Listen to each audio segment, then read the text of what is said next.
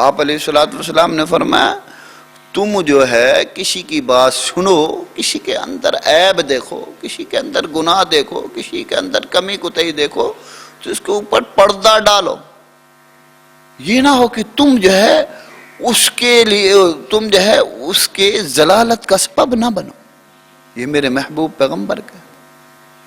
اگر تم دنیا کے اندر کسی کے لیے ضلالت کا سبب نہیں بنو گے تو پھر کل قیامت میں فرمایا نا من ستر مسلمان ستر اللہ یوم القیامہ.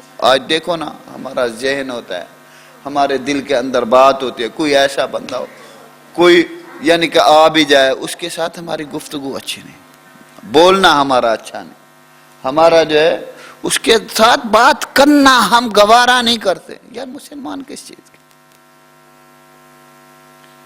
اس چیز کا آپ علیہ الصلوۃ والسلام نے منع فرمایا. آپ نے کہا کہ آپ نے اپنے آپ سے دوسرے کو ترجیح دینی ہے، دوسرے کو بڑا پن دینا، دوسرے کو سمجھانا ہے، دوسرے کو کہنا تو میرے سے بڑا ہے بھلے چھوٹا کیوں نہ ہو.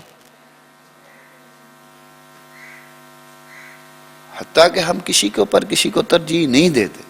اب ہم کسی کے اوپر کسی کو ترجیح نہیں دیتے تو یہ ہمارا نقصان ہے، فائدہ نہیں ہے، ہمارا نقصان ہے، ہماری زندگی کا نقصان ہے، ہمارے بچوں کا نقصان ہے. کیا ہے کسی کی بات سنو قانون، کیا ہے آپ نے کسی کو سامنے اس کی بات کو جو ہے حتیٰ کہ جس کے بارے کے اندر بات کر رہے ہیں، جس کو گالی دے رہے ہیں، جس کو منتا بول رہے ہیں، آپ نے ان کو بتانے نہیں ہے، کہنے نہیں، آپ نے خاموش ہو، آپ نے بات کو انسنی کر دینا، آپ نے کہنا میں نے سنی نہیں. اب آپ نے اس کے ساتھ بات کی، آخری بات ہے غور سے سننا، آپ نے اس سے بات کی. جب آپ نے اس سے بات کی اب وہ تمہارا گواہ بن گیا. جب وہ گواہ بن گیا، مننا تو ہر کسی نے، قبر کے اندر ہر کسی نے جانا ہے، ہر کسی کو قبر کے اندر جا کر قبر کے اندر سوال و جواب جو ہوں گے ان کا جواب دینا، جو سوال ہوں گے ان کا جواب دینا ہے. جواب کے بغیر چھٹکارا نہیں. من ستر مسلمان ستر اللہ یوم القیامہ.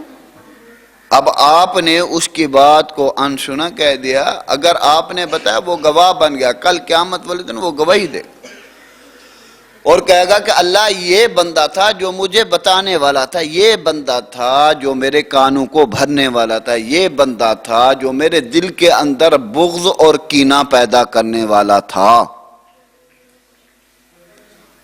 میرے محبوب پیغمبر نے فرمایا کہ آپ نے اگر اپنے مسلمان بھائی کے پردہ پوشی کی، اس کی پردہ پوشی کی، اس کی حفاظت کی اور اس کے گناہ کمیاں کوتاہیاں آپ نے ظاہر نہیں کی دنیا کے اندر، کل قیامت والے دن میرے رب نے آپ کے گناہ ظاہر نہیں کرنے، بغیر حساب کتاب اللہ آپ کو جنت عطا کر دے.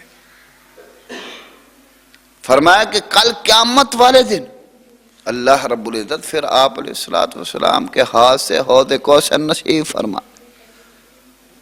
کس کے ہاتھ سے؟ محبوب پیغمبر جناب محمد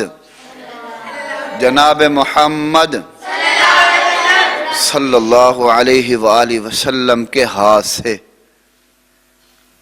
اس کے پینے کا فائدہ اتنا ہوگا، فرمایا میرے محبوب پیغمبر نے کہ جنت کے داخلے تلک اللہ اس کو پیاس نہیں لگنے دے گا. اتنا فائدہ ہے.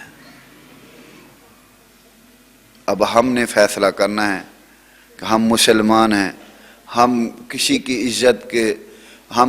عزت کا خیال رکھتے ہیں یا نہیں رکھتے. اب ہم نے فیصلہ